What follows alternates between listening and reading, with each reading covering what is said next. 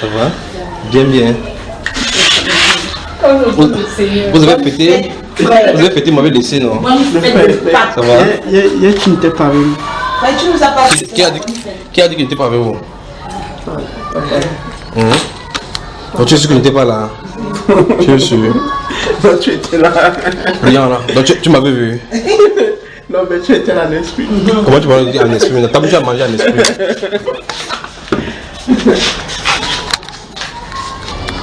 Élevons la voix et remercions le Seigneur pour la grâce qu'il nous accorde d'être encore parmi les vivants aujourd'hui. Malgré les difficultés, malgré tout ce que l'ennemi a pu faire, le Seigneur nous a maintenus vivants et nous a permis de nous réunir ici ce jour. Disons du merci. Tendre Père, merci pour ta grâce, pour ta bienveillance, pour ta miséricorde, pour ta bonté dans nos vies. Malgré tous les péripéties, Seigneur, de l'ennemi et toutes ces tentations, tu nous as maintenus vivants. Tu nous as ramenés ici, tu nous permets d'écouter ta voix. Dieu, nous t'en sommes reconnaissants pour tout ce que tu fais, et même au-delà, et tout ce que nous ne pouvons même pas mentionner, peut-être nous que nous ne connaissons même pas. Merci Père. Merci Père. Merci Père.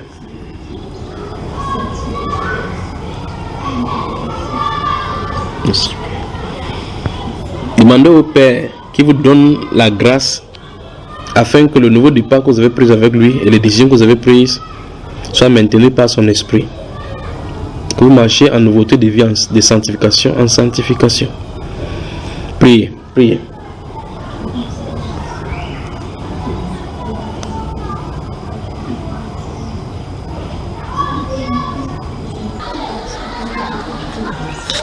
Que le Seigneur vous bénisse. Que le Seigneur vous bénisse. Que le Seigneur vous bénisse. Père, je soumets nos cœurs entre tes mains. Je soumets, Père de gloire, le cœur de quiconque entend et est sous l'influence de cette voix entre tes mains. Je prie que tu donnes la part de chacun et que tu diriges nos cœurs toujours vers toi. C'est toi qui règles nos vies et qui régularise nos cœurs. C'est toi qui formes nos cœurs à nous tous et qui sait quand nous nous couchons, quand nous nous dormons, quand nous nous levons, quand nous marchons. Et on ne peut rien faire sans toi, Père. Dirige nos cœurs vers toi, notre âme vers toi. Afin que lorsque nous nous écoutions, Père, que nous mettions cela en pratique. Nous marchions dans tes voies. Au nom du Seigneur Jésus-Christ. Et que le peuple de Dieu dise Amen. Amen. Amen. Amen. Levons-nous, levons-nous.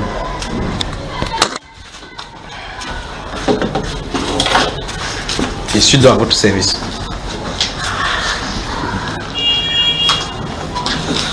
Comment était votre fête par ici? C'est malaise. C'était bien. Tu as bien mangé. On a bien mangé, ça c'est que on rentrait, chacun ne respirait plus. Chacun n'avait plus à marcher. Trop de chaleur aussi, n'est-ce pas? Qu'est-ce que ça te fait? Tu étais là aussi? Oui, j'étais là. On t'a lavé aussi les pieds. Tu n'avais pas honte qu'on te lave les pieds? Mais honte qu'on me lave les pieds. Je n'ai pas honte. C'est de Dieu. Mais quand tu étais chez le témoin de Jéhovah, il faisait ça? Non. Il disait quoi? Il ne faisait même pas allusion à ça. Il disait seulement... Commémoration de la mort de Christ. Le mémorial. Le mémorial. Donc ça veut dire que parce que tu es parmi les 544 000. Quand tu étais là, tu avais mangé ça? Pardon? Quand tu étais chez toi, tu avais mangé ça? Jamais. Est-ce qu'on mange ça là-bas? Il te pose donc ça, il faut destiné à un certain nombre de personnes. Bon. Quelle est la condition requise pour prendre ça là-bas? Pour prendre ça là-bas, il faut être parmi les 144 000. Donc, Et ok. les 141 000, c'est les saints. Donc les gens qui n'ont pas connu le péché, qui les gens qui ont le Seigneur. Bon, et là, tu étais sûr que tu n'étais pas parmi les 144 000, donc tu ne mangeais pas toi? Je ne mangeais pas. Bon, si tu te levais et que tu allais là-bas devant pour prendre, on devait te refuser. Il devait même me chasser. Ils allaient me dire que tu n'es pas...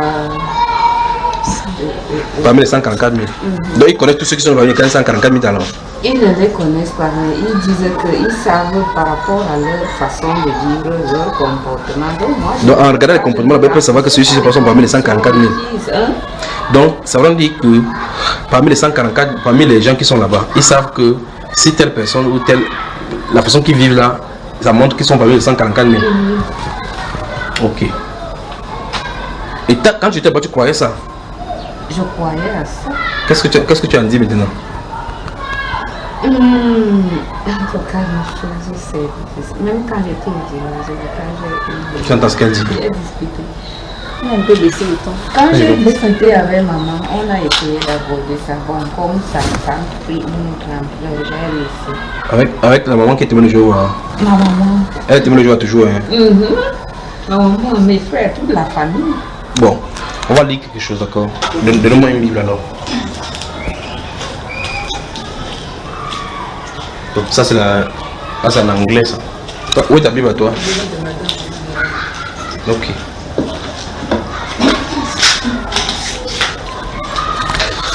Donc on travaille rapidement et puis on arrête aussi rapidement, n'est-ce pas?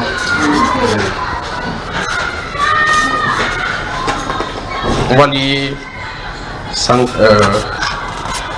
on va lire les choses, d'accord?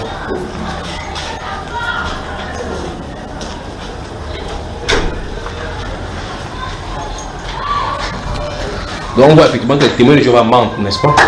On peut dire clairement qu'ils mentent. Et c'est ce qu'on va établir maintenant. Les témoins de Jéhovah mentent. Réserve ça pour une catégorie. Oui, on va voir.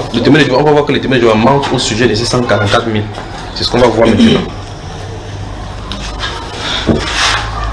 Et c'est là où on voit effectivement que quand une doctrine est fausse, une doctrine biblique est fausse, ça va s'enchaîner avec d'autres fausses doctrines. Parce qu'une doctrine biblique est soutenue par une autre doctrine biblique.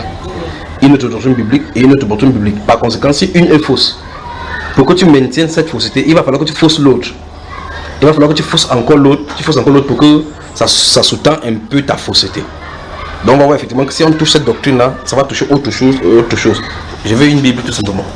Ouvrez en temps, ouvrez Apocalypse. Merci. Apocalypse chapitre 7. D'abord, notez Apocalypse chapitre 7. Notez. La sœur Elsa, tu es content, on t'a lavé les pieds aussi. Tu étais content, tu voulais pleurer même comme tu es trop forte là. Tu es rentré, tu as dit que papa. Je n'ai pas pleuré, j'étais dans la joie. Mais tu n'as pas pleuré de joie. Tu as pleuré comment? J'étais dans la joie de manger le repas du Seigneur. Même comme la prophétie est sortie, terrible. Voilà, donc il faut craindre. À la fin, il y avait le cœur.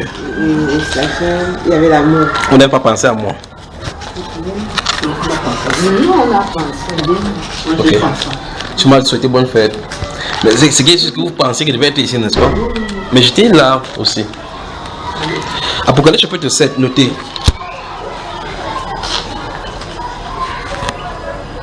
Chapitre 14 aussi.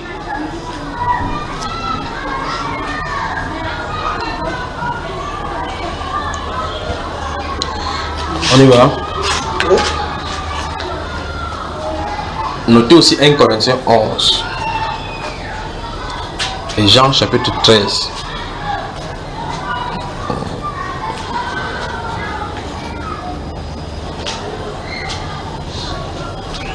Notez Exode 12 et Exode 13. On va lire jusqu'à ce qu'on va voir quelque chose. Quand on va lire l'Exode, je vais vous dire encadrer. Et puis on va se regarder dans les yeux, on va se dire des vérités. D'accord? Voilà. Notez Actes chapitre 15. C'est mieux qu'on lise d'abord Actes chapitre 15 avant d'avancer dans l'Apocalypse. Actes chapitre 15. J'ai oublié ma Bible à la maison, donc permettez-moi d'ouvrir cette Bible de cette personne-ci. J'ai dit quel livre déjà? Actes chapitre 15. Voilà. Wow. En fait, tu as souligné dans ta Bible comme ça, c'est fort. Actes des Apôtres chapitre 15. Voilà.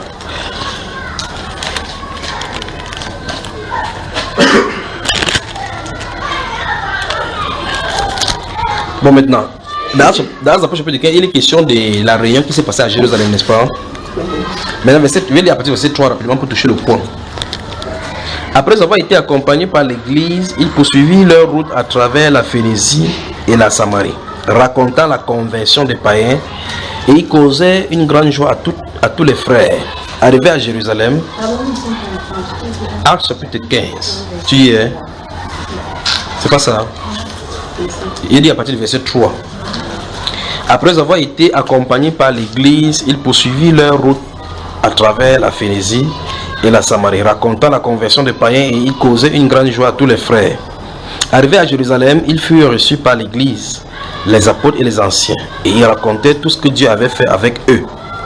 Alors quelques-uns du parti des pharisiens qui avaient cru se levèrent en disant qu'il fallait circoncire les païens et exiger l'observation de la loi de Moïse. Les apôtres et les anciens se réunissent pour examiner cette affaire. Une grande discussion s'étant engagée, Pierre se leva et leur dit: Hommes, frères, vous savez que dès longtemps, Dieu a fait un choix parmi vous afin que par ma bouche les païens entendent la parole de l'évangile et qu'ils croient. Et Dieu, qui connaît leur cœur, leur a rendu témoignage en leur donnant le Saint-Esprit comme à nous. Il n'a fait aucune différence entre nous et eux, ayant purifié leur cœur par la foi. Maintenant donc, pourquoi tentez-vous Dieu en mettant sur le cou des disciples un joug que ni nos pères ni nous n'avons pu porter? Mais c'est par la grâce du Seigneur Jésus que nous croyons être sauvés, de la même manière que toute l'assemblée garda le silence et l'on écouta Barnabas et Paul qui racontèrent tous les miracles et les prodiges que Dieu avait fait par eux au milieu des païens. Lorsqu'il eut cessé de parler, écoutez maintenant bien ce que Jacques va dire. Jacques prit la parole et dit: Hommes, frères, écoutez-moi. Simon a raconté comment Dieu a d'abord jeté les regards sur les nations pour choisir du milieu d'elles un peuple qui porte son nom. Entrez le verset 14.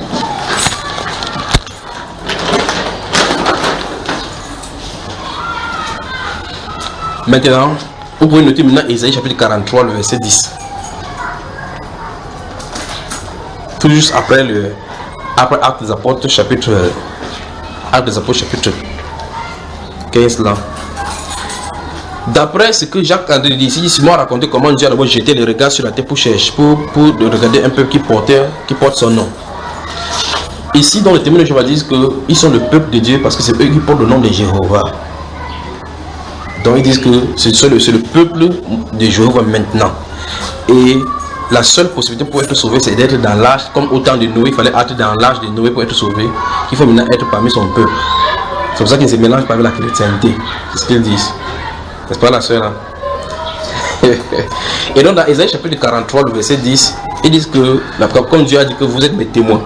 Ils disent donc selon là où est ici le nom, témoin de Jéhovah, bien que précédemment ils s'appelaient les étudiants de la Bible.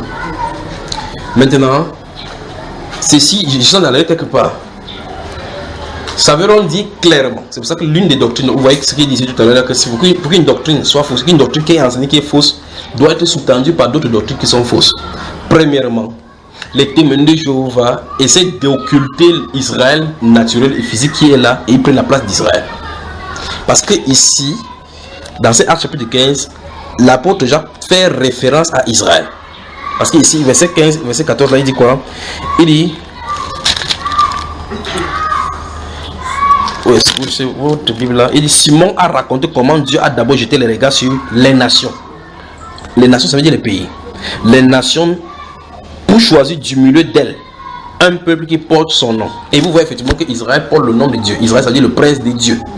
Vous voyez, Israël. Quand Dieu a regardé sur la terre, il a choisi son peuple, Israël. Il a choisi Israël avant de l'élever en nation. C'était un peuple. Avant, il leur a promis un pays qui allait leur donner le pays qui porte le nom de ce pays-là. Donc, le nom d'Israël, c'est le nom du peuple d'Israël. Le pays a été adopté avec le nom du peuple. Ça, c'est ici. Maintenant, il dit, avec cela s'accordent les paroles des prophètes, selon qu'il est écrit, après cela, je reviendrai et je relèverai de sa chute la tente de David, j'en réparerai les ruines et je la redresserai. Donc, il est clairement mentionné ici que Dieu a de parler du royaume d'Israël. N'est-ce pas? Que Dieu va venir les réparer. Donc, par conséquent, si Dieu dit qu'après cela, je reviendrai et je réparerai les ruines, ça suppose que la nation qu'il avait choisie va faire quelque chose, ils vont aller en ruine. Dieu va venir les réparer. Vous voyez cela, n'est-ce pas? Puis il dit, afin que le reste des hommes cherche le Seigneur. Le reste des hommes, c'est-à-dire ceux qui ne sont pas de l'autre côté, ainsi que toutes les nations sur lesquelles mon nom est invoqué, dit le Seigneur qui fait ces choses, et à qui elles sont connues de toute éternité. C'est pourquoi je suis d'avis qu'on ne crée pas des difficultés à ceux des païens qui se convertissent à Dieu. Donc il fait ici distinction entre la nation d'Israël et la nation païenne. Parce qu'il est question du fait que la nation d'Israël observait la loi de Moïse. Et il se rend compte maintenant que le Dieu d'Israël est entré parmi les nations. Et donc il ne savait pas comment faire pour qu'il y ait l'harmonie entre puisque c'est le même Dieu. Entre ceux qui sont dans ces nations qui invoquent le nom de Dieu et leur Dieu à eux, puisque c'est le même Dieu qui sont invoqués. Il voulait l'harmonie entre les croyances. Maintenant, il ne savait pas que le Saint-Esprit devrait faire l'œuvre et c'était dans le programme du Saint-Esprit. Et donc, il voulait arranger ça pour qu'il croyait que le fait qu'on prêchait aux païens qui se convertissent, c'était pour qu'on se convertisse au judaïsme. C'était pas à la religion juive, non. C'était le retour au cœur de Dieu. C'était la relation entre l'homme et Dieu, pas la relation entre une nation et Dieu et une façon de religion. D'accord? Donc ici nous voyons clairement qu'il est question d'Israël. Maintenant, allons dans Ésaïe chapitre 43 pour voir encore une fois de plus. Pendant que vous y êtes, notez aussi Romains du chapitre 9 jusqu'au chapitre 11. On va faire un détour par là-bas. Romains du chapitre 9 au chapitre 11. Merci Père, merci Père. Les témoins de Jéhovah mentent au sujet des 144 000. C'est ça dont on va voir maintenant. Les témoins de Jéhovah mentent au sujet des 144 000. Ésaïe chapitre 43. Mon frère, il y a beaucoup de choses dans ta Bible. Donnez-moi une autre Bible. Cette Bible-ci là, il a mis tellement de documents là-dedans. J'ai du mal à manipuler parce que les choses ne font que tomber là. Voilà. Ah, ma maman chérie. Que Dieu te bénisse.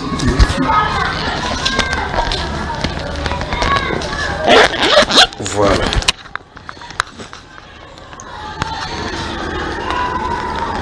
Ésaïe, le chapitre 43. Pendant que vous y êtes, notez aussi Jérémie, chapitre 31 et 32. Nous allons voir quelque chose ce soir. C'est ça que je suis étonné. Étonné. En tout cas, quand vous lisez les différents tomes des études sur les Écritures, vous voyez vraiment que Chantal Roussel a fait vraiment une naufrage depuis le début. Vous êtes seulement surpris comment quelqu'un commence de faute en faute. Il ne fait que s'enfoncer. La présence de Christ. Que les découvertes modernes, les découvertes scientifiques qui ont eu lieu font état de la présence de Christ. Comme si la présence de Christ est manifestée par les recherches scientifiques. Alors c'est pour ça que vous voyez l'année 1941, enfin 1914 a des significations bizarres chez les témoins de Jéhovah. Quand ils donnent cette année, ils interprètent comme ça ne donne pas, après ils donnent la même année pour une autre chose, après ils donnent pour une autre chose. Chapitre 43. Le verset 10 qu'ils disent que c'est là où ils ont pris le nom de Jéhovah. D'accord? Déjà, il y a un enseignement pour montrer que Jéhovah n'est pas le nom de Dieu, c'est le nom des dieux des francs-maçons. D'accord? Maintenant, verset 1. Ainsi parle l'Éternel qui t'a créé, ô témoin de Jéhovah. Vous y êtes? Le verset 1, n'est-ce pas? Voilà. Amen. Amen. Voilà. Ainsi parle maintenant l'Éternel qui t'a créé, ô témoin de Jéhovah. Mais tout à l'heure vous avez dit Amen à haute voix, non? Tu n'as pas dit Amen. Quand je sens de lire, j'ai fait l'effort de lire pour que vous saisissiez ce qui est dit. Donc suivez. Qui t'a créé, ô témoin de Jéhovah? Celui qui t'a formé, ô qui? C'est qu'est-ce qui est écrit? Oh Jacob. Celui qui t'a formé, ô Israël. Entouré Jacob et Israël.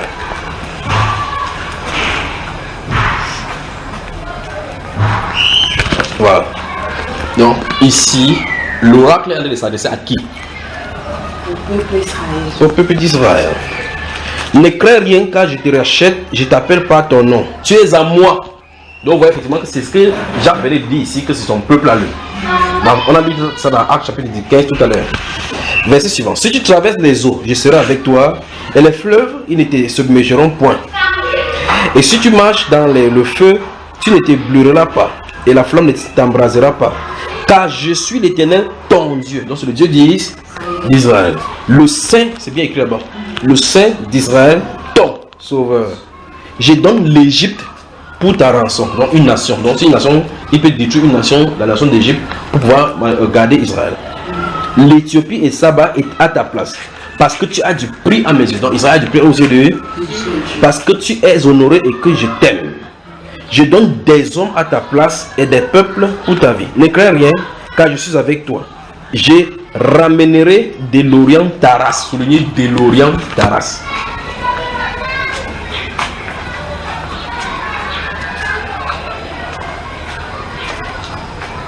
Donc vous voyez effectivement que sa race devait aller à l'Orient, n'est-ce pas? L'Orient, ça veut dire c'est à l'Est, pas vrai? Tandis qu'à l'Est, il devait aller quelque part. Puis il dit, et je te rassemblerai de l'Occident, donc de l'Ouest. Je dirai au septentrion, c'est-à-dire au nord, donne, et au midi, c'est-à-dire au sud, ne te retiens point. Fais venir mes fils des pays lointains et mes filles de l'extrémité de la terre, tous ceux qui s'appellent de mon nom. Vous y êtes? Et que j'ai créé pour ma gloire, que j'ai formé et que j'ai fait. Qu'on fasse sortir le peuple aveugle qui a des yeux et les sourds, de prophétie maintenant, et les sourds qui ont des oreilles. Que toutes les nations se rassemblent et que les peuples se réunissent. Qui d'entre eux annonçait ces choses, lesquelles nous ont fait entendre les premières prédictions, qu'ils produisent leurs témoins et établissent leurs droits. Qu'on écoute et qu'on dise, c'est vrai. Vous êtes mes témoins, dit l'Éternel, vous et mon serviteur que j'ai choisi, afin que vous le sachiez, que vous me croyez et compreniez que c'est moi. Avant moi, il n'y a point d'autre été formé de Dieu, et après moi, il n'y en aura point de Dieu. Le Seigneur, qu'est-ce qu'il a dit ici? Il donne une prédiction qui va venir sur la terre, que son peuple ira, qu'ils vont se disperser, parce qu'on voit effectivement, il parle du septentrion, de l'Orient, de l'Occident, du Midi. Donc son peuple qu'il a créé, il a dit qu'il peut donner l'Égypte, il va donner l'Égypte même pour se voler rançon, l'Éthiopie, le sabbat, pour, et même les hommes parce qu'il aime, Dieu aime Israël. D'accord? Maintenant, quand Dieu dit cela, il appelle à témoin, il dit que voici les prédictions, les premières prédictions qu'il dit, que s'il y a parmi vous des dieux qui a fait ces prédictions qui produisent, vous au moins vous êtes mes témoins, parce que la loi a été donnée à Israël. L'apôtre, le prophète a dit de parler à Israël, il dit, écoute Israël. Il parle à Israël. Il dit donc, vous êtes témoins, parce que vous êtes témoins que c'est moi qui ai dit ça. J'ai d'abord dit ça. Il dit, vous êtes mes témoins. Parce que vous saisissez. Dieu appelle à témoins que, ok, vous avez lu ça dans un livre qu'un Dieu a prophétisé sur son peuple comme ça. Un Dieu a dit quelque chose comme ça. Donc, il est première prédiction. Je le dis comme ça, vous êtes mes témoins, afin que vous sachiez et que vous me craignez, que vous sachiez qu'en dehors de moi, il n'y a point d'autre. Voilà pourquoi Dieu dit que vous êtes mes témoins. Ici, les témoins de Jéhovah disent donc, Dieu les a appelés que c'est eux les témoins de Jéhovah. Et comme les musulmans sont, ils vont prendre Hébreux chapitre 11. Là on parle des nuées de témoins. Ils disent que même Jésus était témoin de Jéhovah. Abraham était témoin de Jéhovah. Moïse et tous les autres, tous là étaient des témoins de Jéhovah. Parce qu'on a dit que les nuées de témoins, en les citant dans Hébreux chapitre 11. Vous allez chez les musulmans, ils font la même chose. Il dit que Abraham était le premier musulman. Même Adam était musulman parce qu'il était soumis à la volonté d'Allah. Et d'après la définition de l'islam, l'islam c'est celui qui est être soumis à la volonté d'Allah. Un musulman c'est celui qui est soumis à la volonté d'Allah. Et par conséquent, quand Adam dit que je te suis soumis, il veut dire qu'il est musulman. Donc pendant que les témoins de Jéhovah sont dit que depuis Adam jusqu'à Jésus, tous étaient des témoins de Jéhovah, les musulmans sont dit que depuis Adam jusqu'à Jésus, tous étaient des musulmans. Les mêmes personnes. Et vous voyez qu'on ne peut pas être en même temps musulman et témoin de Jéhovah. Et on ne peut pas non plus être musulman, témoin de Jéhovah et musulman. Or, remarquez très attentivement que chacun, c'est sur le jeu des mots que les gens utilisent pour le faire. Que veut dire musulman? Celui qui est soumis à la volonté d'Allah. Donc, comme Adam était soumis à la volonté d'Allah, il est donc musulman. Jésus a dit que je viens dans la Bible, dans Jean chapitre 6, il a dit que je viens pour faire non pas ma volonté, mais la volonté de celui qui m'a envoyé. Par conséquent, il est soumis à la volonté d'Allah. Donc Jésus est un musulman. Qu'est-ce que vous en dites? Oui. Et donc Dieu dit de Jésus que si quelqu'un rend témoignage, moi mon témoignage ne vient pas de vous. Donc Dieu lui m'a dit que Jésus est un témoin de Jéhovah. Finalement Jésus, les apôtres là et autres là, les prophètes là sont des témoins de Jéhovah ou bien mais quand vous allez demander que dans ces cas, pourquoi vous avez pris le nom des étudiants de la Bible avant que par la suite vous avez maintenant pris, ils ont dit que non. Proverbe chapitre 4, verset 8 dit que la lumière des justes va croissant jusqu'au lumière du jour. Donc il y a la lumière la lumière augmente. Ah, que Dieu nous vienne en aide, n'est-ce pas? Donc nous allons voir que les témoins de Jéhovah mentent au sujet des 144 000, les menteurs. Donc vous voyez effectivement qu'on était allé toucher les 144 000, vous voyez là où ça nous a amené. Parce que c'est ce qui va nous entraîner là-bas. Parce que si on va dans 144 000, on va voir que ça implique automatiquement Israël. Pour que les doctrines soient assis, il faut d'abord qu'ils détrônent Israël. C'est pour ça que dans les prédications de témoins de Jéhovah, vous allez voir effectivement qu'à jamais, ils ne considèrent pas Israël qui est actuellement comme Israël de Dieu. Ils disent qu'ils sont Israël spirituel de Dieu. Donc, comme Israël n'a pas reconnu son Dieu, Dieu a donc donné cela à notre peuple. En appelant maintenant son nom. Donc, c'est eux qui font la volonté de Dieu. En fait, ils ont une petite brochure qui traite, ils parlent de toute la chrétienté. Après, ils posent la question qui parmi les peuples, parmi les régions de la terre font effectivement ce que Dieu dit là. Tout naturellement, c'est témoin de Jéhovah. Souhaitez-vous vous réunir à des témoins de Jéhovah de votre localité, à l'intérieur, mettre des adresses, que ce soit à Cotonou, les adresses ici, au-delà ici. Donc, parmi les chrétientés, les témoins de Jéhovah font la volonté de Dieu. Et par conséquent, ils peuvent sortir un livre jaune écrit qu'enseigne réellement la Bible. Vous lisez du premier page jusqu'à la dernière page, c'est justement le contraire de ce que la Bible enseigne. Donc, normalement, le vrai titre de la Bible, de ce document, c'est ce qu'elle n'enseigne pas réellement la Bible.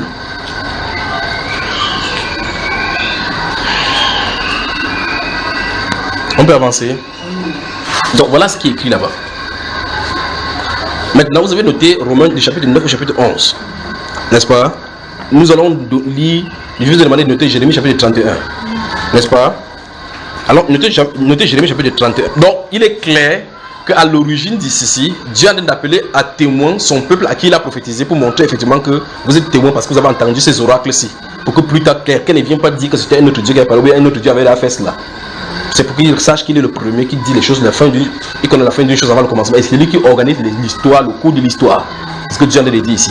Mais maintenant, si vous prenez le témoin de Jéhovah, vous dites, ok, est-ce que dans ce verset d'ici, tu crois que tu es témoin de Jéhovah? Oui. Dieu s'adresse à qui? Il dit à Israël. Est-ce que tu es Israël? Il dit non, c'est nous sommes l'Israël de Dieu. Maintenant, allons au verset 25. Voyez ce qu'il a dit. Verset 25 de ce même livre d'ici. Regardez. Verset 22 à suivant. 22 à 25, regardez.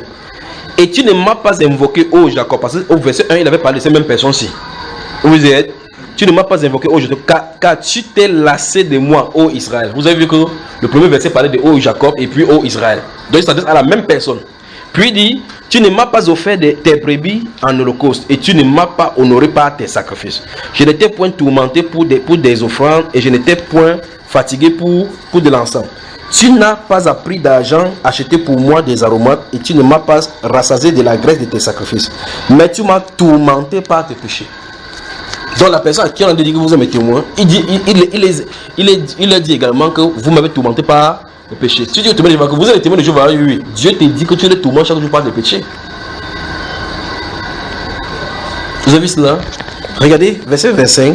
Tu m'as fatigué par tes iniquités.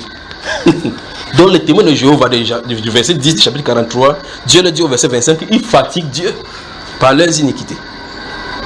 Donc les témoins de Jéhovah sont dans le péché, dit le Seigneur. Donc les témoins de Jéhovah sont dans le péché, dit le Seigneur. C'est ça qui est écrit, n'est-ce pas? Donc le verset 25 dit encore, c'est moi qui efface tes transgressions pour l'amour de moi. Et je ne me souviendrai plus de tes péchés. Vous y êtes? On va voir tout cela. Comme vous pouvez noter dans le livre d'Ézéchiel, chapitre 36, verset 22, quand Dieu va révéler cela en Israël. Vous pouvez noter. Je vous aime. Que le Père de gloire vous bénisse. Donc vous voyez, quand les gens voient les témoins de Jéhovah en route, ils fuient parce qu'ils sont sûrs que comme ils sont bien habillés, ils lisent beaucoup, là ils connaissent beaucoup. Ils lisent beaucoup, mais rien en réalité. Ils marchent beaucoup avec des livres, ils étudient beaucoup, mais le mensonge. Parce que ce n'est pas le fait qu'ils soient dans la Bible. Les gens qui lisaient la Bible quand Jésus était là, au moins eux, ils n'avaient pas de brochures qu'ils écrivaient pour vendre ou même pour distribuer. Ils avaient la loi de Moïse. Mais ils avaient seulement la loi de Moïse. Mais ce qu'ils en sortaient pour en faire, c'était de l'aveuglement. Quand ils allaient dans la loi de Moïse, ce qu'ils rencontraient, c'était des erreurs. Quand ils sortaient, les doctrines qui sortaient là-bas, c'était les tissus concoctés d'erreurs. Et Jésus était sur la terre. Vous sondez les Écritures, croyez avoir en elle la vie, c'est elle qui rend témoignage de moi. Puis il leur dit, Moïse ne vous a-t-il pas donné la loi, mais nul de vous n'observe la loi. C'est seulement la loi qu'ils avaient établie, juste parce qu'ils ont créé leur groupe, les pharisiens. Tout le monde, ils étaient les plus rigides, au point où ils avaient pris le corps, au point où les Sanhédrins qui jugeaient Jésus étaient composés des Sanhédrins, des Sadducéens. Ils étaient les plus influents, mais ils étaient dans l'erreur. La question c'est, quand ils lisaient la Bible, ils lisaient quoi dedans? Et Jésus leur dit que nul de vous, c'est-à-dire le jour du jugement, ils vont venir, non, j'avais adoré Marie, ta mère, comme l'autre l'a changé. Tu sais, même Jésus fait l'autre, il n'y a pas de godasse dans mon royaume. Que le sort. J'étais même témoin de Jéhovah. Tu as bien fait de témoigner. Mais j'aurais voulu que tu sois enfant de Dieu. Que le sort. Et Jésus est sorti de là où il envoie la mission, les gens dans la mission. Il dit que comme mon Père m'a envoyé, moi je vous envoie. Allez, faites de toutes les nations mes disciples. Les disciples de qui? Et ils sont quoi? Vous recevrez une puissance. Le Saint-Esprit surviendra sur vous et vous serez qui parle? Mais eux ils sont disciples. On a des problèmes. Avec la Bible dit qu'on est témoin de Jésus. Et ils sont témoins de... Avec la Bible où il n'y a pas un verset qui dit que soyez témoins de Jéhovah. Vous voyez là où on en est. La question c'est combien de personnes sont dedans. Ça c'est leur cas. Prends catholique, combien il y en a? Musulmans qui ne sont pas dans la religion chrétienne, combien il y en a?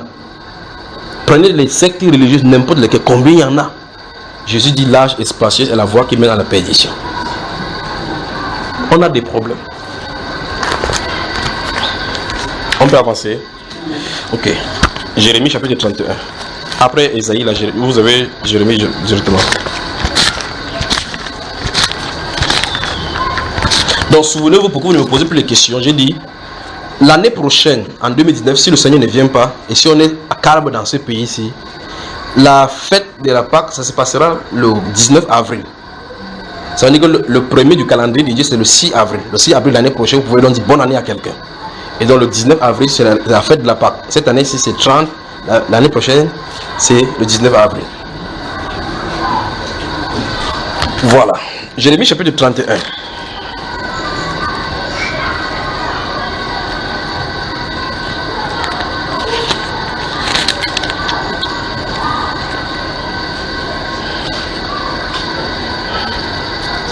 Je vais lire à partir du verset 1, suivons attentivement. Hein.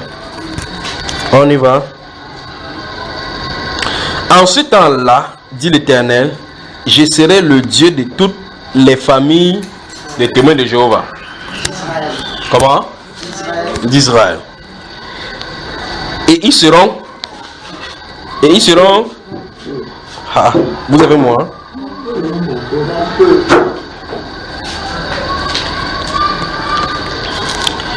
Ainsi parle l'Éternel. Il a trouvé grâce dans le désert, le peuple de ceux qui ont échappé au glaive. Israël marche vers son lieu de repos. De repos. De loin, l'Éternel se montre à moi. Je t'aime d'un amour. C'est pourquoi je te conserve ma bonté. Je te rétablirai encore et tu seras rétabli. Vierge, tu auras encore des tambourins pour Paris et tu sortiras au milieu des danses joyeuses. Tu planteras encore des vignes sur les montagnes de Samarie. Vous y êtes? Voilà. Maintenant, regardez verset 7. Car le jour vient où les gardes crieront sur la montagne d'Éphraïm, levez-vous, montons vers l'Éternel notre Dieu. Regardez bien Sion. Car ainsi parle l'Éternel. Poussez des cris de joie sur Jacob, éclatez d'allégresse à la tête des nations. Élevez vos voix, chantez des louanges et dites, Éternel, délivre ton peuple. Le reste, voilà. Voici, je les ramène du pays du Dieu. Je les rassemble des extrémités de la. Parmi eux sont les aveugles et les boiteux, la femme enceinte. On a lu ça tout à l'heure dans Esaïe. C'est pas ça? Bon, maintenant, regardez ici.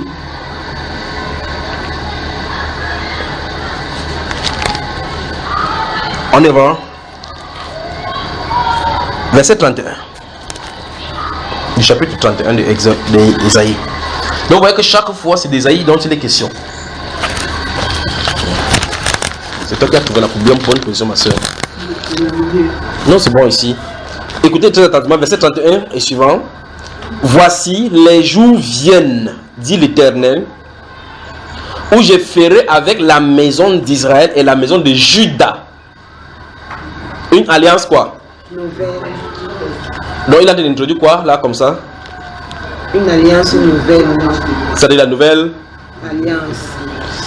Non comme l'alliance que j'ai traitée avec leur père le jour où je l'ai saisi par la main pour les faire sortir du pays d'Égypte. Alliance qu'ils ont violée. C'est ça non? Quoique je fusse leur maître, dit l'Éternel. Mais voici l'alliance que je ferai avec la maison d'Israël. Après ces jours-là, dit l'Éternel, je mettrai ma loi au-dedans d'eux. Je l'écrirai dans leur cœur. Et je serai leur Dieu et ils seront mon peuple. C'est Dieu qui promet ça, n'est-ce pas? celui-ci n'enseignera plus son prochain, ni celui-là son frère, en disant connaissez l'Éternel, car tous me connaîtront, depuis le plus petit jusqu'au plus grand, dit l'Éternel. Car je pardonnerai leur iniquité et je ne me souviendrai plus de leur péché. Dieu prophétise qu'il va ôter le pays d'Israël son péché. On avance. Verset 35. Ainsi parle, voilà les oracles qui sont sur le pays. Il dit qu'on en est allé au niveau de 144 000. Ainsi parle l'Éternel qui a fait le soleil pour éclairer le jour, qui a destiné la lune et les étoiles à éclairer la nuit, qui soulève la mer et fait mugir ses fluides. Lui dont le nom est l'Éternel des armées. Maintenant écoutez verset 36, c'est à partir d'ici que la doctrine de témoin de Jéhovah, toutes les ramifications s'écroulent. Si ces lois viennent à cesser devant moi, dit l'Éternel, la race d'Israël aussi cessera pour toujours d'être une nation devant moi. Vous avez le verset 36 là. Donc Dieu veut... Et regardez encore verset 37. Ainsi parle l'Éternel. Si les cieux en haut peuvent être mesurés, si les fondements de la terre en bas peuvent être sondés, alors je rejetterai toute la race d'Israël. Dans le jour où on va découvrir la formule pour sonder toute la terre, Dieu jette Israël. Vous y êtes? Donc ça veut dire que la science ne pourra pas trouver. Parce que clair, son amour pour Israël est éternel. Pourquoi ils sont des plans ici? C'est pour montrer effectivement que Dieu a un plan avec Israël. Il y a parmi les mystères de Dieu la chute et le relèvement d'Israël. Les témoins de Jéhovah ont lu, l'esprit d'aveuglement les a frappés de l'erreur. Ils ont vu la chute d'Israël, n'ont pas vu le relèvement. Et par conséquent, ils ont pris la chute. C'est pour ça qu'il veut dire les hérésies vont sortir de la Bible. Ils ont pris la chute, ils ont avancé à partir de la chute.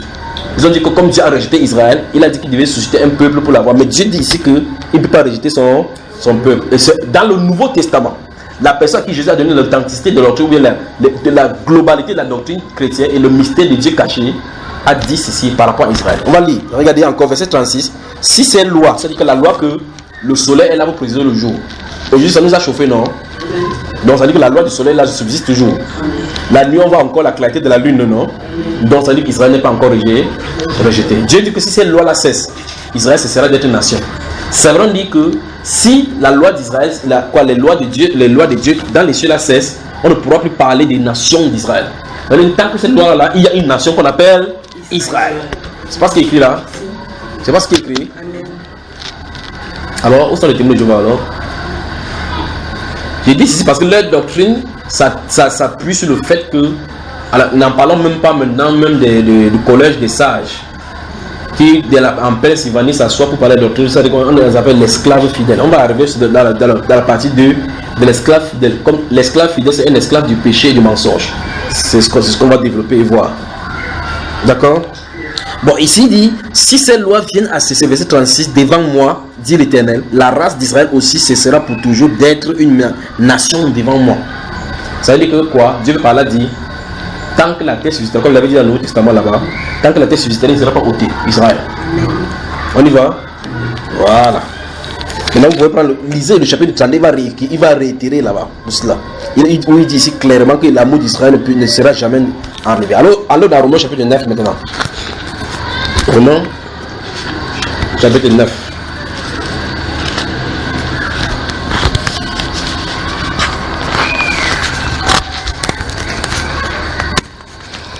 Écoutez, prenez le temps de lire Romains chapitre 9, d'accord? Je vais aller directement à partir du verset 21. Le potier n'est-il pas maître de l'argile pour faire avec la même masse un vase d'honneur et un vase d'un usage vil? Et que dit, écoutez bien, et que dit si Dieu, voulant montrer sa colère et faire connaître sa puissance, a supporté avec une grande patience des vases de colère formés pour la perdition. Formés pour la perdition, c'est terrible. Et s'il a voulu faire connaître la richesse de sa gloire envers des vases de miséricorde qu'il a d'avance préparés pour la gloire, ainsi nous a-t-il appelés, écoutez bien, non seulement d'entre les juifs, mais encore d'entre les païens. Donc il y a les juifs, il y a les païens.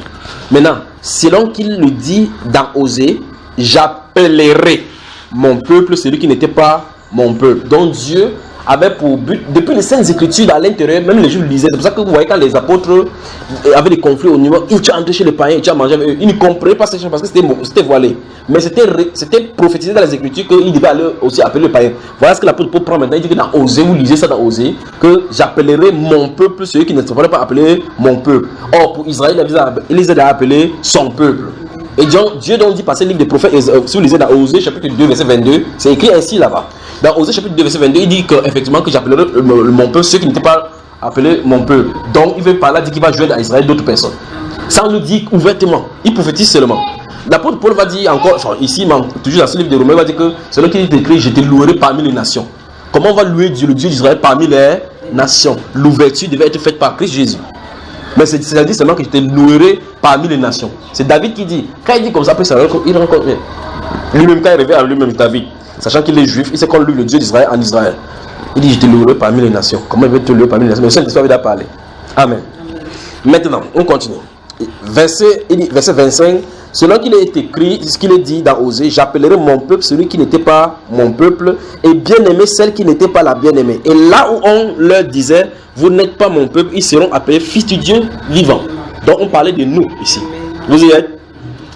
Ésaïe de son côté s'écrit au sujet d'Israël. Vous voyez, il traite ici d'Israël et les gens qui sont venus des nations. Parce qu'il est en train de vouloir expliquer le mystère du choix de Dieu.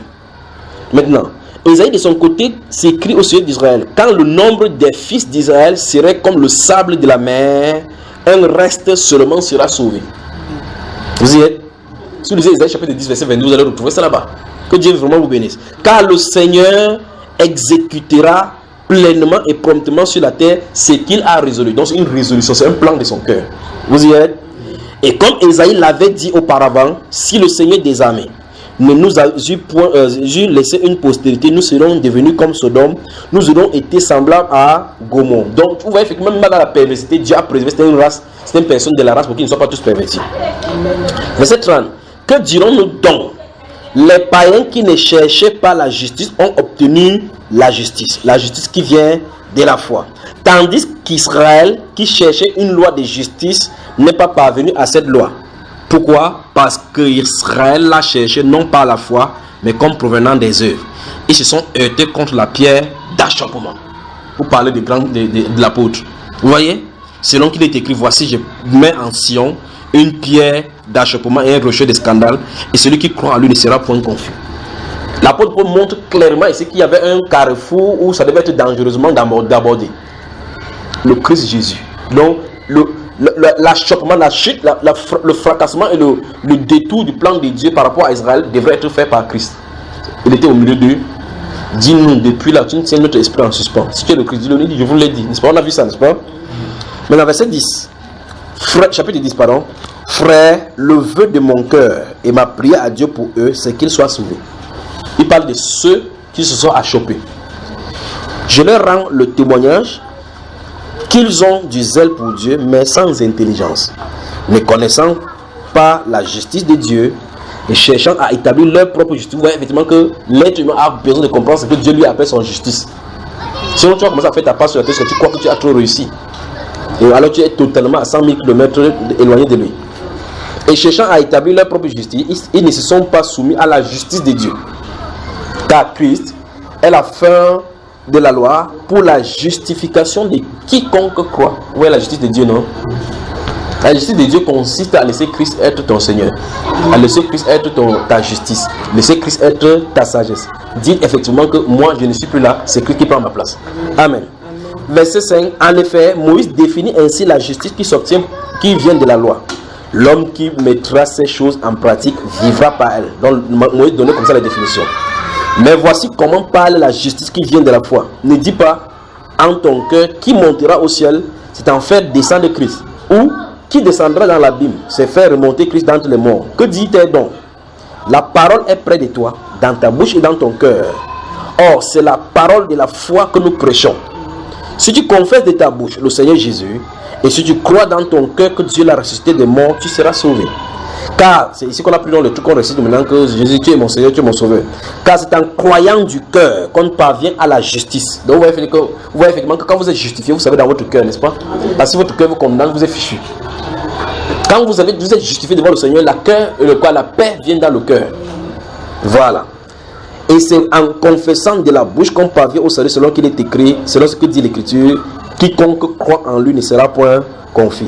Il n'y a aucune différence en effet entre le juif et le grec, puisqu'ils sont tous un même Seigneur, qui est riche pour tous ceux qui l'invoquent. Car quiconque invoquera le nom du Seigneur sera sauvé. On continue. Verset 17. Ainsi, la foi vient de ce qu'on entend. Et ce qu'on entend vient de la parole de Christ. Mais je dis, c'est là qu'il introduit Israël. Hein? Mais je dis, n'ont-ils pas entendu? Puis il dit quoi? Au contraire, ils ont entendu justement. Jésus lui-même était en principe en train de prêcher. Ils ont entendu même les oracles, tous ainsi par l'Éternel qu'on a lu dans Ézéchiel, Jérémie, là-bas, c'était pour eux. Leur voix est allée par toute la terre et leur parole jusqu'aux extrémités du monde. Mais je dis, Israël ne l'a-t-il pas su? Moïse, le premier, dit: j'exciterai votre jalousie parce qu'il n'est point une nation, je provoquerai votre colère par une nation sans intelligence. Vous avez vu? Donc même Moïse, quand il était physiquement là, il prophétisait déjà qu'Israël devait chuter. Puisqu'il a lancé le cantique, il dit: je sais que vous êtes un peu au roi, quand je vais quitter la scène, vous allez vous corrompre. Et Dieu va vous... C'est pas vrai?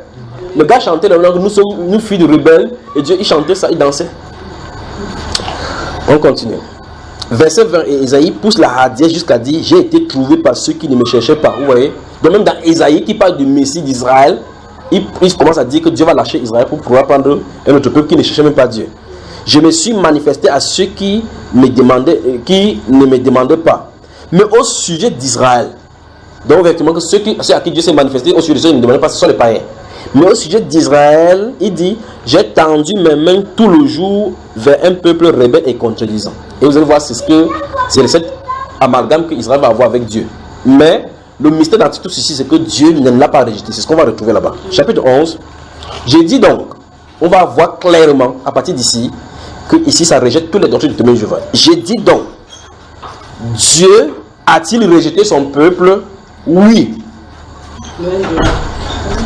Non. Pardon? Loin de là. Donc, qu'est-ce qui veut dire loin de là? Mais pourtant, le chapitre 10 dit que Dieu a tendu son peuple, que Dieu a dit clairement que d'une part qu'il s'est laissé trouver par ceux qui ne le cherchaient pas. Il s'est manifesté vers un peuple qui ne le cherchait pas. Mais pour Israël, il a dit plutôt que tous les jours, j'ai tendu ma main vers un peuple contredisant. Vous voyez cela, n'est-ce pas? Donc, comme ceux-ci étaient contredisants et ainsi de suite, et il ne comprenait pas ses voix, il s'est laissé trouver maintenant par ceux-ci. Mais là maintenant, ça clairement, la question naît tout naturellement. Donc ça veut dire qu'il a laissé Israël, vous voyez cela? Parce qu'il dit: j'ai tendu mes mains tous les jours. Un peu comme on dit que tu parles, tu dis la goutte d'eau qui a des bols va, c'est ceci. Puis il se tourne maintenant vers une autre personne. Quand il se tourne, on pose la question: ok, quand il s'est tourné, ça veut dire qu'il a arrêté son peuple, il est loin de là. Ça veut dire qu'il y a un plan derrière. Il y a un plan derrière. Il dit: j'ai dit donc, Dieu a-t-il rejeté son peuple? Encore, Dieu a-t-il rejeté son peuple? Car moi aussi je suis israélite. Tu es Israël. Il dit: car moi aussi je suis israélite. Il veut parler de si Dieu avait rejeté son peuple, forcément moi l'apôtre Paul je suis rejeté. Vous savez moi? Oh. On n'a même pas encore fait une heure, vous êtes déjà fatigué comme ça là. Dieu a-t-il rejeté son peuple? Loin de là. Il dit que car moi aussi je suis israélite. Mais nous sommes dans Romains chapitre 11, courage. Israélite, de la tribu, de la postérité d'Abraham, de la tribu de Benjamin. Donc c'est pour montrer clairement que ça ligne.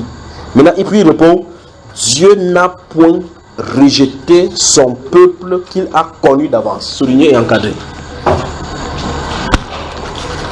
Donc la Bible prouve que les témoins de Jéhovah mentent au sujet d'Israël, mentent au sujet des doctrines bibliques, mentent particulièrement par rapport aux 144 000. Et c'est ce dont on va voir. Vous êtes là, frère? Oui, ça veut dire que le frère là disait dans son cœur qu'il me lève la vie plus à sa place. Oui, vous avez vu, non? Il dit dans son cœur que tout sur ma place, c'était sa place. Il sait que chaque fois qu'il vient ici, c'est là où il s'assoit.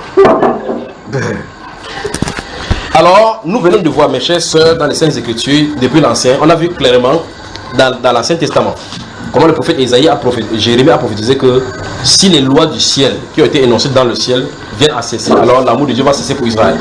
Si maintenant on rencontre dans le Nouveau Testament que Dieu a rejeté son peuple, ça devait maintenant clairement être établi qu'il y a une contradiction claire dans la Bible. Parce que si Dieu énonce qu'il ne peut pas rejeter, et si quelqu'un est d'enseigner que Dieu a rejeté. Là maintenant on vient de voir que la doctrine biblique est établie.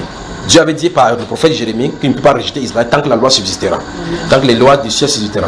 Maintenant ici, l'apôtre Paul confirme clairement qu'il n'a pas rejeté son peuple. Mais au milieu de ce non-rejet de Dieu, on voit effectivement qu'Israël est comme délaissé. La question maintenant c'est, qu'est-ce que Dieu est en train de faire? C'est là où on entre dans le plan de Dieu. Vous avez moi, que ce Dieu d'Israël dont vous bénisse. Alors, je vous de vous à moi. Nous venons de rencontrer ici donc la réponse claire que Dieu n'a pas rejeté son. On dit même que le peuple qu'il a connu d'avance. Et nous avons vu dans la doctrine des témoins de Jéhovah qui disent effectivement que Dieu a rejeté son peuple. C'est pour ça qu'il s'est choisi un peuple qui porte maintenant son nom. C'est pour ça qu'eux portent le nom des témoins de Jéhovah. Donc en partie de cette base-ci, nous pouvons dire, sans risque de nous tromper, que la base des témoins de Jéhovah c'est le mensonge. Donc c'est le diable qui les a inspirés. Parce que le diable a toujours été contre Israël dès le départ. Prendre la place de Dieu. Donc le diable est l'auteur et le chef dirigeant des témoins de Jéhovah. Tout comme l'église catholique.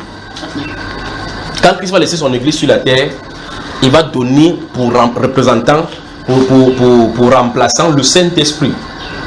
Il dit, je ne vous laisserai pas seul. Je vais prier le Père, vous enverrai le pape. Amen. Dans Jean 14 et Jean 16, il dit, je ne vous laisserai pas seul. Il y a encore beaucoup d'autres choses que il peut vous dire, il ne peut pas vous dire, vous ne pouvez pas porter maintenant. Mais quand le chef des magistères viendra, il vous conduira dans toute la vérité parce qu'il interprétera bien le magistère. N'est-ce pas, frère? Mais vous voulez dire que le pape est un grand père comme ça, là, puisqu'il est le représentant de Dieu sur la terre. Il ment.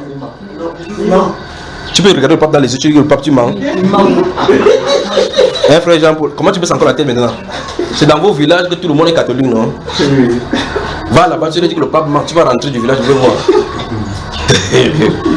Donc, Jésus dit, il dit à ses disciples, il dit, je prie le Père, il vous enverra le consolateur. Il désigne la personne qui va venir en lieu et place de lui-même.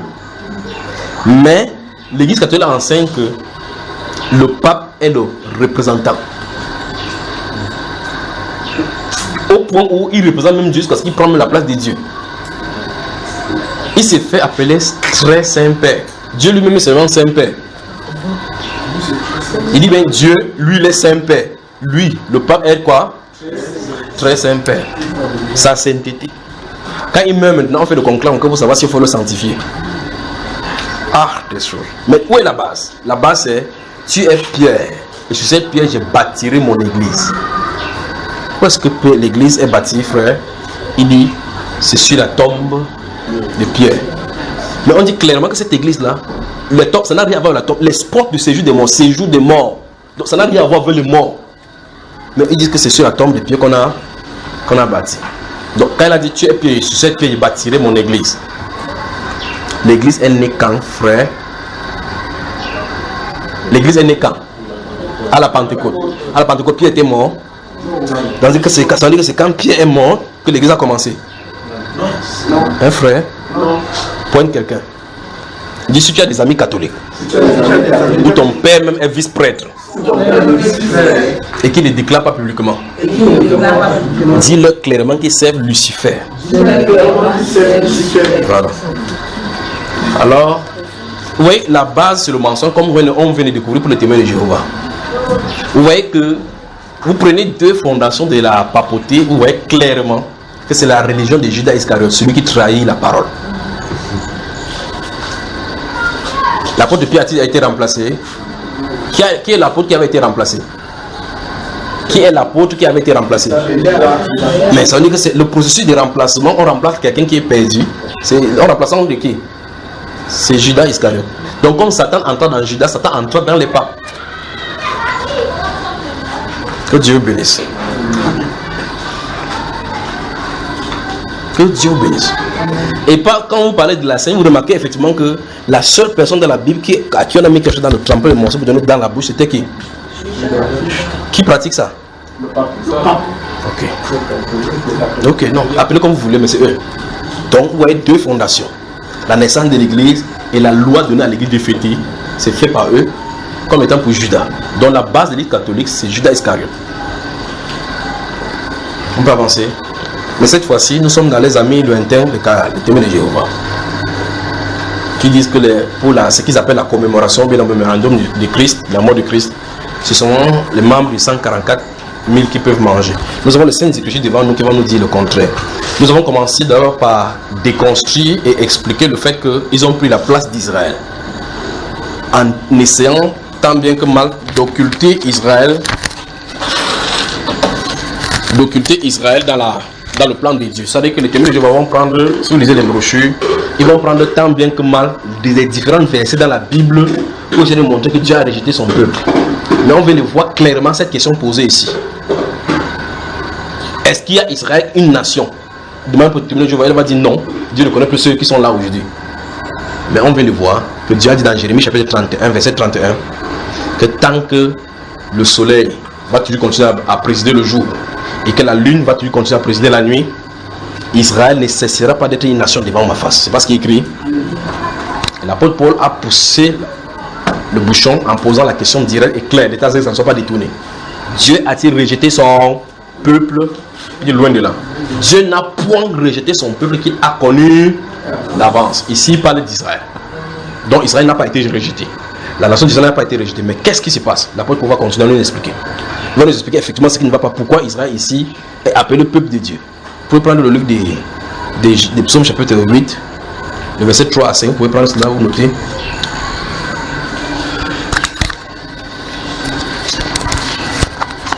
Donc nous sommes dans Romains chapitre 11. On n'a pas fini. Souvenez-vous de cela.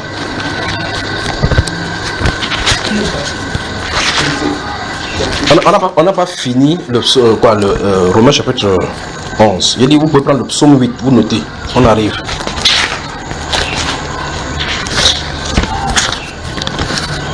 On continue là.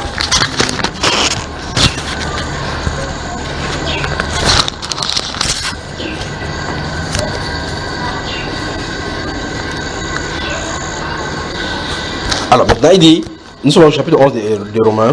J'ai dit donc, verset 1 encore, Dieu a-t-il rejeté son peuple? Loin de là, car moi aussi je suis Israël, de la postérité d'Abraham, de la tribu de Benjamin. Dieu n'a point rejeté son peuple qu'il a connu d'avance. Il dit, ne savez-vous pas ce que l'Écriture rapporte d'Élie, comment il adresse à Dieu cette plainte contre Israël? Seigneur, ils ont tué tes prophètes, ils ont renversé tes autels, je suis resté moi seul. Et ils cherchent à m'ôter la vie. Mais quelle réponse Dieu lui fait-il? Je me suis réservé 7000 hommes qui n'ont point fléchi le genou devant Baal. Verset 9, verset 5. L'apôtre prend cette chose-ci dans les prophéties pour montrer effectivement ce qu'il en est. De même aussi, dans le temps présent, il y a un reste selon l'élection de la grâce. Oh mon Dieu, selon l'élection de la grâce. Mais pourtant, c'est un peuple choisi d'avance par Dieu. Ça veut dire que même dans la chute, il n'a pas permis que c'est tout le peuple qui chute. Parce qu'Israël est sauvé en tant que nation. Il dit que parmi eux, donc maintenant, les chutes là, il y a un reste selon l'élection de la grâce. Ça veut dire que pour que la grâce va vers les gentils, il y a même parmi les juifs des gens qui ont élu et reçu l'élection pour obtenir aussi la même grâce. De la même façon, comme sous la loi de Moïse, vous voyez comme Jésus vient, il vient pour Israël, pour sauver Israël. Mais il y a quelqu'un des nations là qui est en train de vous décider, ça y est, même si le miettes tombe sur la table, il dit qu'il n'est pas bon de prendre les nourritures des chiens, les enfants pour donner aux chiens. Vous voyez cela? C'est terrible. Regardez, continuons ici. Verset 6. Or, si c'est par grâce, ce n'est plus par les œuvres. Autrement, la grâce n'est plus une grâce. Ça veut dire que ceux d'Israël que Dieu a rachetés pour mettre dans ce groupe-ci là, ce n'est pas par les œuvres. Donc, il ne respecte pas les lois de Moïse dans ses prescriptions, comme on dit. Maintenant, et si c'est par les œuvres, ce n'est plus une grâce. Autrement, l'œuvre n'est plus œuvre. Parce que ça veut dire qu'ils ne méritent point. Ils ne font pas quoi que ce soit pour se joindre là-dedans. C'est une élection et c'est par grâce. Donc Dieu a choisi, comme Jésus va dire, n'est-ce pas moi qui vous ai choisi, vous les 12? Vous avez vu ça, n'est-ce pas? Voilà. L'apôtre Paul dira qu'après qu'il soit après la résurrection, après qu'il soit apparu à plusieurs et même à 500 frères, après il m'a aussi apparu à moi comme un avorton. Vous voyez cela? Ok. Donc c'est par élection. Et l'apôtre Pierre dira, quand il a en train de parler devant les gens, il dit que Jésus après la résurrection de mort, c'était les témoins choisis d'avance par Dieu. Donc même les témoins de sa résurrection avaient été élus avant la fondation du monde. Ceux qui devaient rencontrer jusqu'à sa résurrection. On continue. Verset 7. Quoi donc? Ce qu'Israël cherchait, il ne l'a pas obtenu. Mais l'élection l'a obtenu. Vous avez entendu ça? Mais l'élection l'a obtenu. Tandis que les païens ont été Non, tandis que les autres, bon, c'est des païens dont on parle. Les païens donc on dit que les païens ont été endurcis, ou bien, tandis que les autres ont été endurcis. D'accord? Dieu leur a donné un esprit, selon qu'il est écrit, Dieu leur a donné un esprit d'assoupissement. Qui l'a fait, frère? Dieu. Donc la Bible dit clairement que Dieu lui-même a aveuglé Israël. Si tu es le Christ, dis-le nous franchement. Je vous l'ai dit. Depuis, vous ne croyez pas. Il était au milieu d'eux comme ça. Là. Des yeux pour ne point voir et des oreilles pour ne point entendre jusqu'à ces jours. Et David dit, chaque fois, depuis là, l'apôtre Paul fait que c'est le livre des prophètes. David dit que leur table soit pour eux un piège, un filet, une occasion de chute et une rétribution. Or, il lisait ça chaque fois dans le psaume 69. Vous ne savez pas ce que ça veut dire. Verset suivant, verset 10. Non, on a lu cela. Que leurs yeux soient obscurcis pour ne point voir et tiennent leur dos continuellement courbé. Pour que leur dos soit continuellement courbé, c'est parce qu'il ne faut pas se révéler. Quand vous êtes courbé comme ça, vous ne révélez pas vers le ciel. Alors quand tu es révélé, ça suppose que la lumière vient pour te révéler les choses cachées. Maintenant, verset 11. Je dis donc, est-ce pour tomber qu'ils ont bronché? Loin de là. Mais, c'est là le mystère est introduit.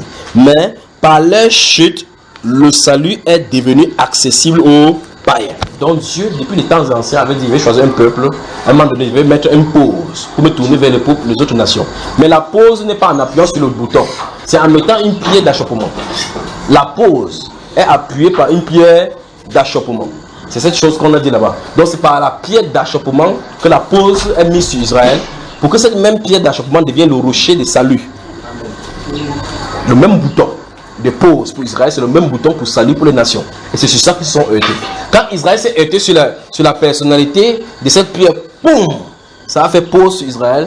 Et le boum là a donné salut aux nations. On avance, frère. Maintenant, il dit le salut est devenu accessible aux païens afin qu'ils fussent excités à la jalousie. Donc il commence à voir maintenant que leur Dieu est loué dans le monde. Maintenant, or, si leur chute a été la richesse du monde et leur amoindrissement la richesse des païens, combien plus en sera-t-il quand ils se convertiront tous? Souligne. La Bible prophétise quoi, frère? Notez Zacharie chapitre 11, chapitre 10, chapitre 11 et chapitre 12.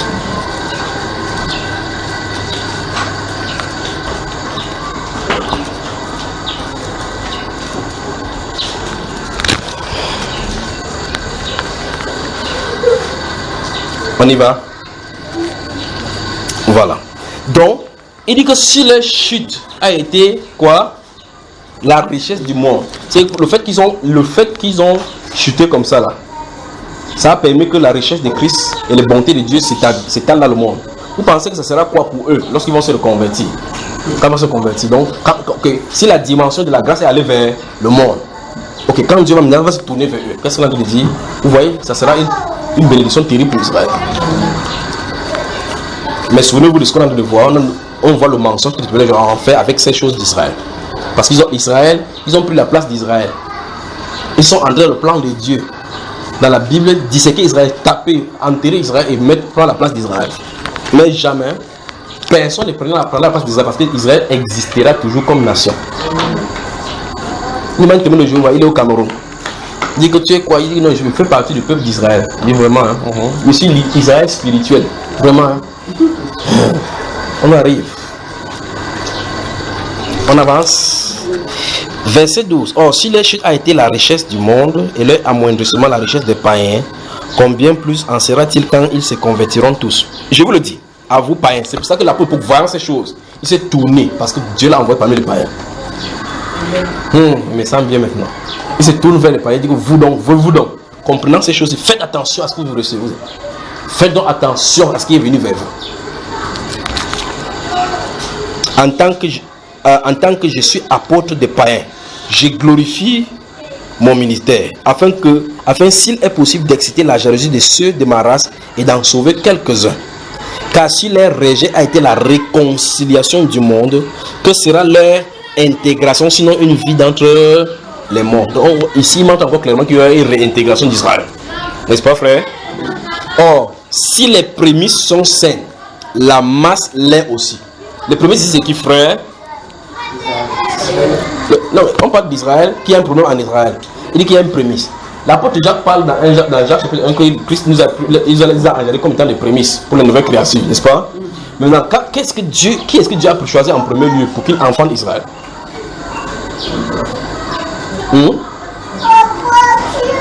La nation d'Israël était fondée par combien de personnes? La nation d'Israël a été fondée par combien de personnes?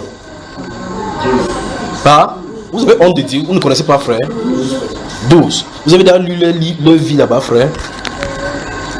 Vous avez vu la tribu de Judas. Vous connaissez qui est Judas? Qui est Judas? Qu'est-ce qu'il a fait? Quand vous lisez son histoire, vous voyez qu'il a fait quoi?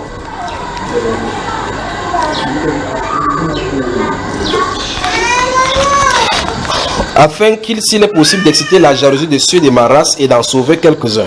Car si leur rejet a été la réconciliation du monde, que sera leur réintégration sinon une vie d'entre les morts? Or, si les prémices sont saines, la masse l'est aussi. Et si la racine est sainte, les branches le sont aussi. Mais si quelques-unes des branches ont été retranchées, et si toi, qui étais un olivier sauvage, tu as été hanté à leur place et rendu participant de la racine et de la graisse de l'olivier, ne te glorifie pas aux dépens de ces branches. Si tu te glorifies, sache que ce n'est pas toi qui portes la racine, mais c'est que c'est la racine qui te porte. Tu diras donc, les branches ont été retranchées afin que moi je fusse hanté. Cela est vrai. Elles ont été hantées, étant retranchées pour cause d'incrédulité. Et toi tu subsistes par la foi. Ne t'abandonne pas à l'orgueil, mais crains. Car si Dieu n'a pas épargné les branches naturelles, il ne t'épargnera pas non plus. Considère donc la bonté et la sévérité de Dieu. 1. Sévérité envers ceux qui sont tombés et bonté de Dieu envers toi si tu demeures ferme dans cette bonté. Autrement, tu seras aussi retranché. On y va? Eux de même, s'ils ne persistent pas dans l'incrédulité, ils seront quoi? Hantés. Hantés, ça veut dire greffé. Je sais pas comment vous entendez nous dit ici, non? J'espère que ça ne cause pas problème à quelqu'un. On parle de greffage ici. Vous prenez l'olivier, là, il dit clairement que l'arbre de l'olive qui produit l'olive là, quand vous regardez la racine, ils étaient la racine, ils avaient pour racine leur père. Ils ont été émis à cause, on va voir ça ici là tout à l'heure, le Dieu d'Abraham, d'Isaac et de Jacob. Ils ont été choisis comme ça, point final. Et donc là, les branches, c'est la nation, le peuple d'Israël, comme on voit là-bas.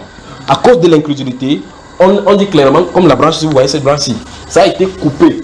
On a mis ça de côté à cause de la racine, mais on a coupé la branche, on n'a pas coupé la racine. Parce que la racine, c'est il est le Dieu d'Abraham, d'Isaac et de Jacob. Et maintenant, on coupe l'olivier sauvage, les païens. On vient greffer. Vous savez que le greffage, on peut prendre l'oranger, on coupe la branche, on greffe sur le citronnier.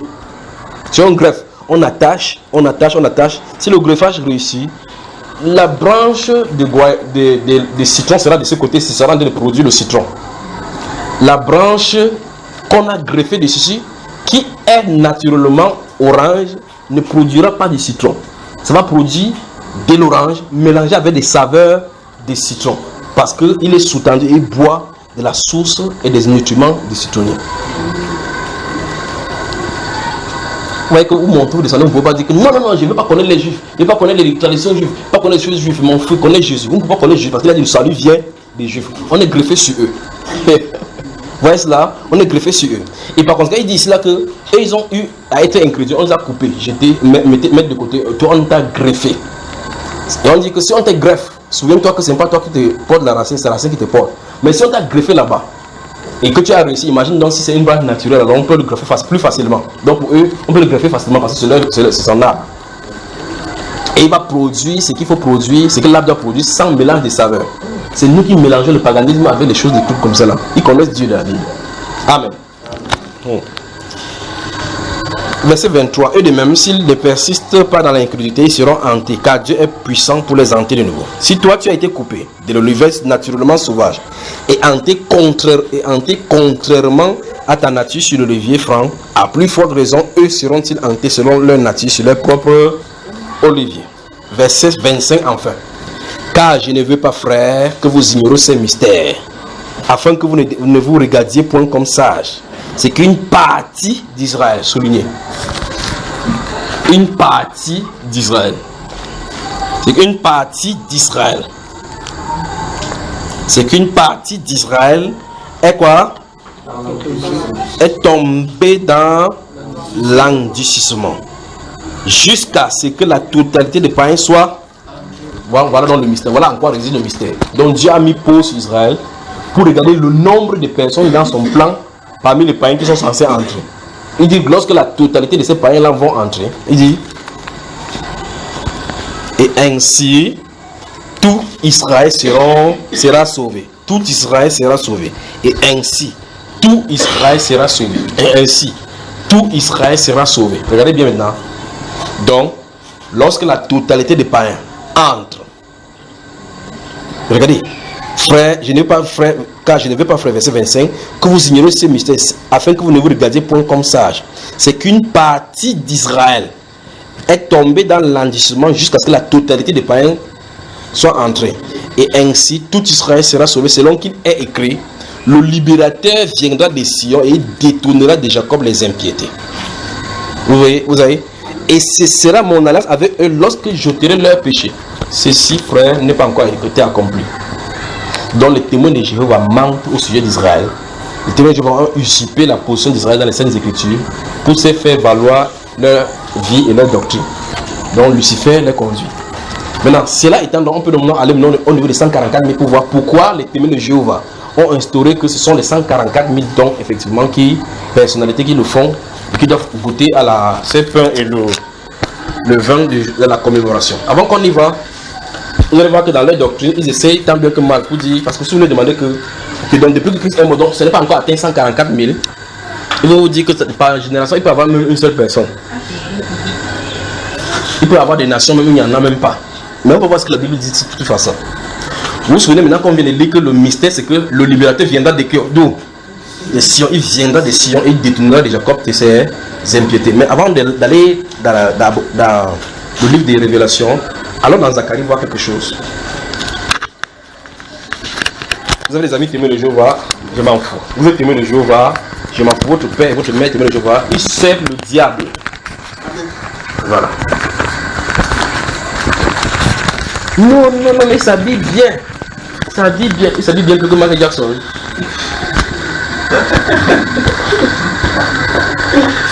Vous savez, comment raisonner par les Écritures, à partir des Écritures? Il y a les documents équipés pour le ministère. Quand la seule, quand il parle des témoins de Valérie, c'est moi. Vous savez, il va discuter avec le prédicateur témoin de Jéhovah. Quand il est sorti de la maison, pendant qu'il marchait en route, il marchait hors de ma maison, j'entendais de la maison ce qu'il disait.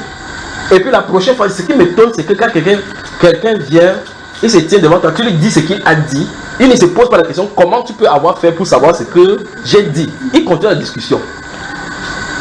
Il me tient devant lui, il dit Alex, il dit tu es allé voir un ancien et tu as dit qu'il y a un garçon là, j'ai persévéré parce que l'ancien lui a dit, il pouvait les voir converser. L'ancien t'a dit, quitte ce garçon, il peut te pervertir dans nos, il peut me pervertir. C'est un bon gars, il connaît nos questions, on va l'attraper, on aura gagné un programme. Je le vois discuter. Et puis il vient à me faire s'asseoir. Il dit tu allais voir un ancien, tu as dit comme ça. Il dit oui. Après il rit, il continue. Il ne se pose pas la question, c'est pas normal ce que ces garçons sont en train de dire. Il ne se pose pas la question que c'est pas normal. Alors quand il rentrait, le jour qu'il est rentré chez eux, je le suivais. Mais j'étais à la maison, je le surveillais. Il marche. Dans son esprit, c'est dit que le gars là a quand même raison. On peut quand même se laisser faire comme ça.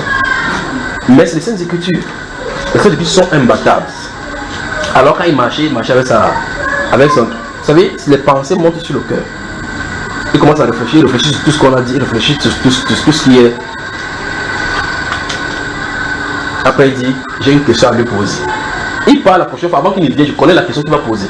Il dit, Alex, oui, tu te poses la question si j'ai été témoin de Jéhovah. Il dit, oui, dis ça concrètement. Il se pose pas la question, comment ce sur quoi je méditais la prochaine fois quand il va venir, c'est la question qu'il va lui poser. J'arrive, c'est ça qu'il me pose comme question.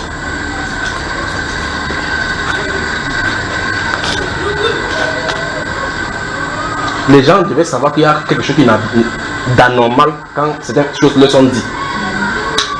Ils devaient savoir. Il se tient là, il dit, la question que tu as de poser, c'est tu veux me demander si j'étais témoin de Jéhovah.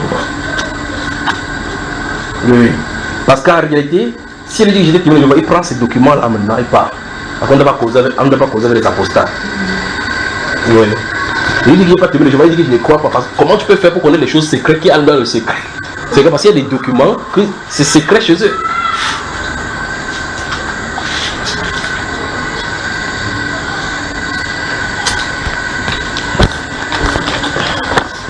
Zacharie.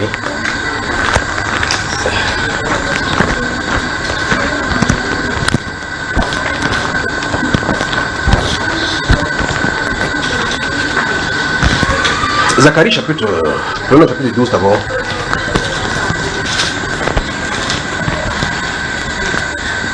Vous y êtes?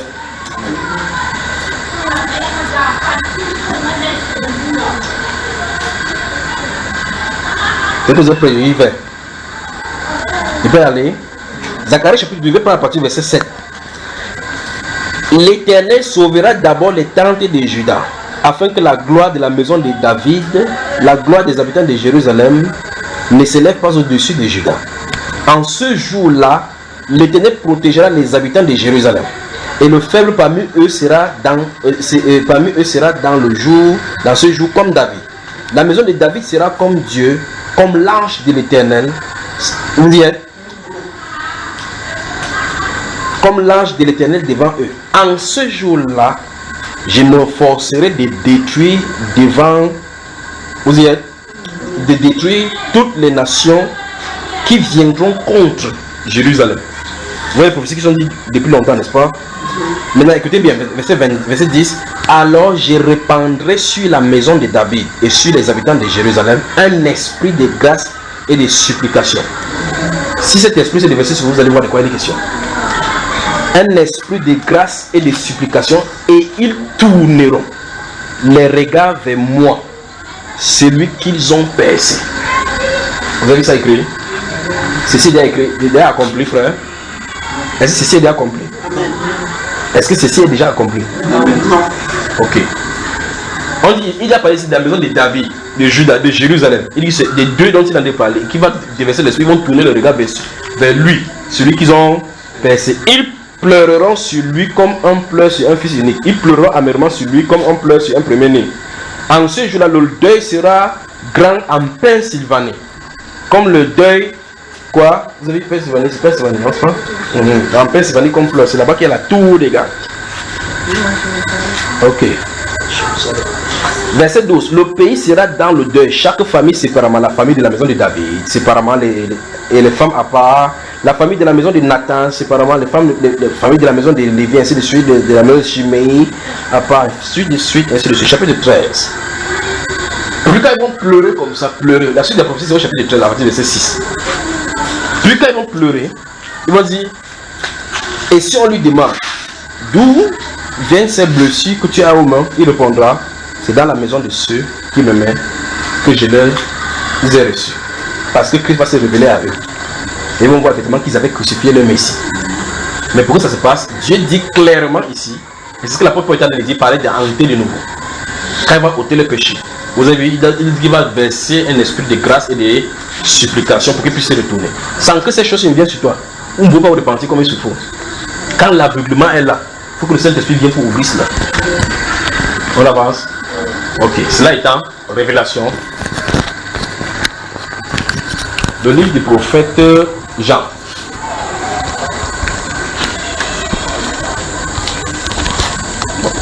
Si vous ne voyez pas que le prophète, laissez alors. Le livre du prophète Jean. Vous savez que c'est un aigle, n'est-ce pas? Vous savez que Jean est un aigle. Voilà. Chapitre 7.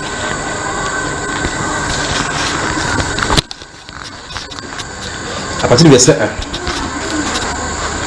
Après cela, je vis 4 anges debout aux 4 coins de la terre.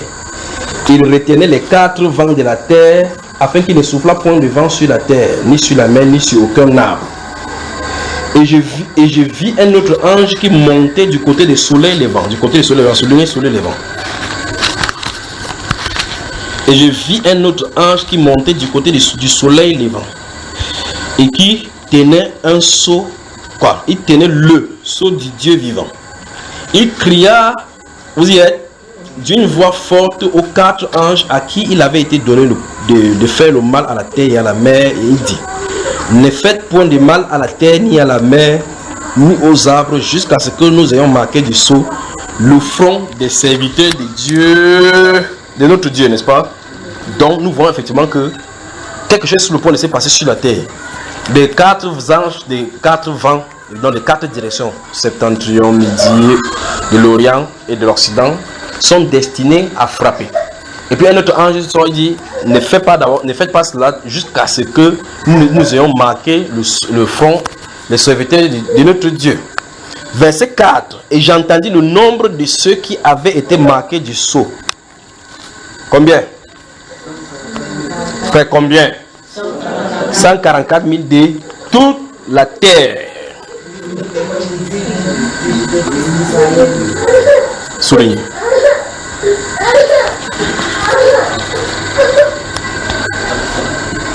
On y va. Donc, 1. Les 144 000 sont issus de quelle nation? Ça veut dire que malgré que l'Éternel puisse tourner n'importe comment pour dire que nous sommes Israël de Dieu. On va aller dans la Bible, on va rentrer dans le livre des Romains tout à l'heure, comme on a noté là, pour voir où on parle de ces Israël de Dieu. D'accord? On y va. Alors il dit 144 000 de toutes les tribus des fils d'Israël. Maintenant, est-ce que dans la Bible, la terminologie fils d'Israël est à jamais reportée aux païens? Est-ce que dans votre Sainte Écriture, l'appellation fils d'Israël se réfère de près ou de loin aux enfants des païens? Point, quelqu'un dit, qu'est-ce qui ne va pas chez tes amis les témoins?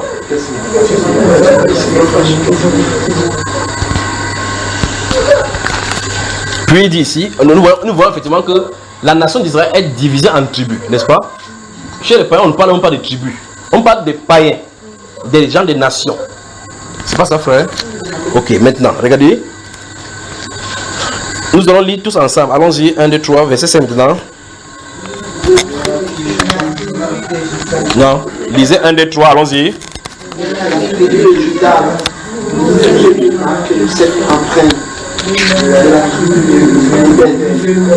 Non, ne lisez pas comme ça, lisez en harmonie. Si vous êtes en retard, prenez les autres. Allons-y, 1, 2, 3, on y va. De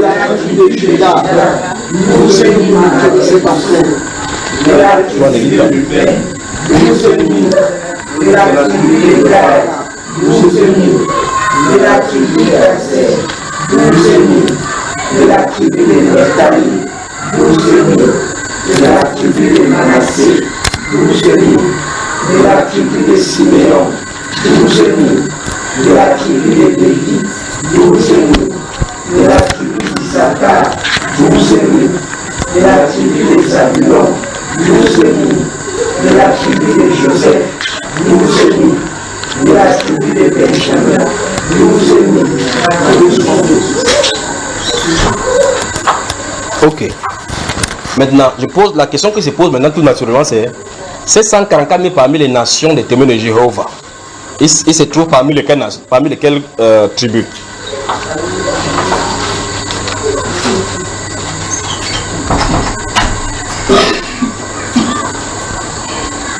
Et répondez-moi alors. Vous voyez un bassa ici, il commence à manger, il dit qu'il est parmi les 144. Vous avez vu la tribu de bassa dedans? Non. Vous voyez un témoin de Jéhovah qui est Étonne, qui est Boulou. Il dit que je suis parmi les 144 000. Vous avez vu les tribus de Boulou ici dedans? Non. Alors je pose donc la question. Qu'est-ce qui ne va pas avec les hommes? Qu'est-ce qui ne va pas avec les hommes?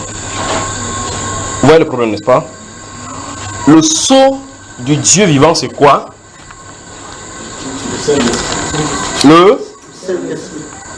Ok. Donc, il y a 144 000 personnes de cette tribu, de ces différentes tribus d'Israël qui sont marquées du Saint-Esprit. Suivons, continuons la lecture. Allons-y, 1, 2, 3.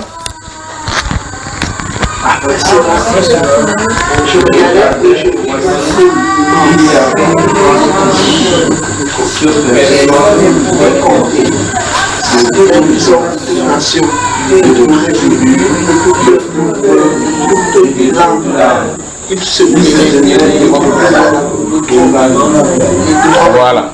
Donc on voit qu'après cela, on a vu le marquage de sceau des 144 000 des tribus d'Israël. Ici on parle des différentes nations, de toutes tribus sur la terre. Donc ça n'a rien à voir avec cela. Pas vrai? Ici une fois de plus, on a séparé ceux-là des autres. Pas vrai? Verset chapitre 14.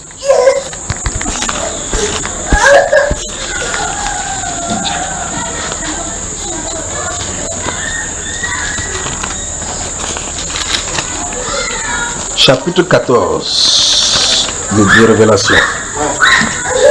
Vous y êtes? J'ai regardé et voici l'agneau se tenait sur la montagne de Sion avec lui. Il se tenait où? Avec lui 144 000 personnes qui avaient son nom et le nom de son père écrit sur leur front. Et j'ai entendu du ciel une voix comme un bruit de grosses eaux, comme le bruit d'un grand tonnerre. Et la voix que j'entendis était comme celle des joueurs de harpe jouant de leur harpe. Et ils chantent un cantique nouveau devant le trône et devant les quatre êtres vivants et les vieillards. Et personne ne pouvait apprendre le cantique si ce n'est les 144 000 qui avaient été rachetés de la terre. Maintenant, on donne la description.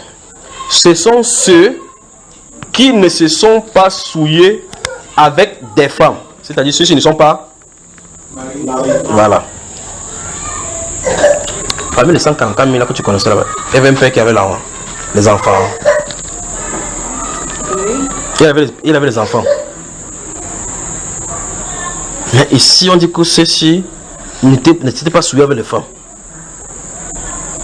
Qui disait, bon, se souiller avec des femmes, c'est la fornication. C'est la fornication. Maintenant, on continue en disant, le verset continue. Vous savez, je me suis arrêté là exprès. Parce qu'il parlait de mariage. Il savait que c'est pas de. Enfin, on dit c'est la fornication. Mais le verset suivant continue en disant quoi? Car ils sont vierges. Qu'est-ce que tu en dis encore? Qu'est-ce que tu peux dire alors? Que non, dans le mariage, on est toujours vierge, quoi. Car ils sont toujours. C'est le seul endroit de la Bible où on parle de la virginité de l'homme. Le seul endroit. Ça veut dire que quand Christ va venir sur la montagne de Sion, il y aura 144 000, 12 000 gens. Vous dites, Israël maintenant on ne connaît pas qui est qui, on ne sait pas qui est de la tribu de Lévi. Dieu connaît sa sémence. Il va les séparer. Il a dit clairement la maison de Dieu va se séparer. Il va les connaître. Vous comprenez? Ici, il dit qu'ils sont vierges. Ils ne sont pas. Ils n'ont jamais touché des femmes. Ça veut dire que quand ils naissent dans le ventre de leur mère, Dieu les fait uniques. Donc, ça, ce sont les eunuques. Ce sont les eunuques. On y va. Puis il dit, regardez bien, car ils sont vierges, ils suivent l'agneau partout où il va. Ils ont été rachetés d'entre les hommes comme les prémices pour Dieu et pour l'agneau. Et dans leur bouche, il ne s'est point trouvé de mensonges, car ils sont irrépréhensibles. Voilà les 144 000. La Bible déclare que ces 144 000 seront sur la terre quand Jésus viendra sur la montagne de Sion. Donc, comme le témoin de Jéhovah dit que depuis le temps de l'apôtre Paul et autres étaient parmi les 144 000, ce sont des menteurs. Parce que l'apôtre Pierre ne peut pas être parmi les 144 000 parce qu'il avait une femme. Jacques ne peut pas être parmi parce qu'il avait une femme. Paul même ne peut pas être parmi parce qu'il a déjà fait son parcours. Ceux-ci seront sur la terre à ce moment-là. On n'a pas dit qu'ils sont morts, ils sont ressuscités. On dit qu'ils sont vivants sur la terre. On ne donne pas le Saint-Esprit à ceux qui sont morts. C'est sur la terre qu'on prend le Saint-Esprit. On ne meurt pas en ressuscité, on nous donne le Saint-Esprit. Le sceau de Dieu est mis sur les vivants. D'accord? Le Saint-Esprit est mis sur les vivants. Le sceau de Dieu est mis sur les vivants. Donc, quand le Seigneur est en train de vouloir faire sa scène, entrer en scène en Israël, il y aura 144 000 personnes préparées pour lui.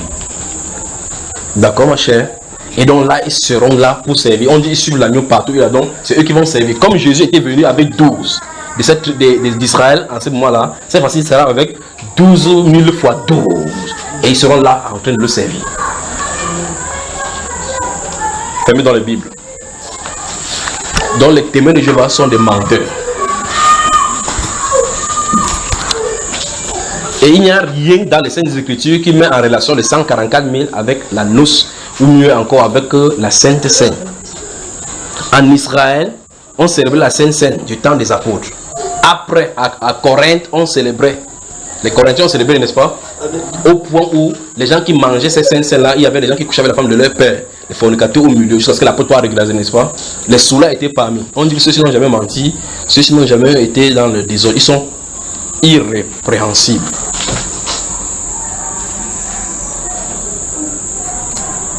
Donc les témoins de Jéhovah doivent se repentir. Pas vrai? Que le Seigneur vous bénisse. Saluons-nous donc les uns les autres. Bonne soirée, que Dieu vous bénisse. J'étais témoin de Jéhovah. Tu as bien fait de témoigner. Mais j'aurais voulu que tu sois enfant de Dieu. De le sort. J'étais témoin de Jéhovah. Tu as bien fait de témoigner. Mais j'aurais voulu que tu sois enfant de Dieu. De le sort. J'étais témoin de Jéhovah. Tu as bien fait de témoigner. Mais j'aurais voulu que tu sois enfant de Dieu. De le sort. J'étais témoin de Jéhovah. Tu as bien fait de témoigner. Mais j'aurais voulu que tu sois enfant de Dieu. De le sort. J'étais témoin de Jéhovah. Tu as bien fait de témoigner. Mais j'aurais voulu que tu sois enfant de Dieu. De le sort. J'étais témoin de Jéhovah. Tu as bien fait de témoigner. Mais j'aurais voulu que tu sois enfant de Dieu. De le sort. J'étais témoin de Jéhovah. Tu as bien fait de témoigner. Mais j'aurais voulu que tu sois enfant de Dieu. De le sort. J'étais témoin de Jéhovah. Tu as bien fait de témoigner. Mais j'aurais voulu que tu sois enfant de Dieu. De le sort. J'étais témoin de Jéhovah. Tu as bien fait de témoigner. Mais j'aurais voulu que tu sois enfant de Dieu. De le sort. J'étais témoin de Jéhovah. Tu as bien fait de témoigner.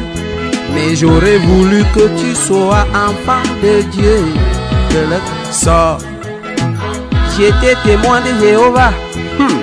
Tu as bien fait de témoigner. Mais j'aurais voulu que tu sois enfant de Dieu. De le sort.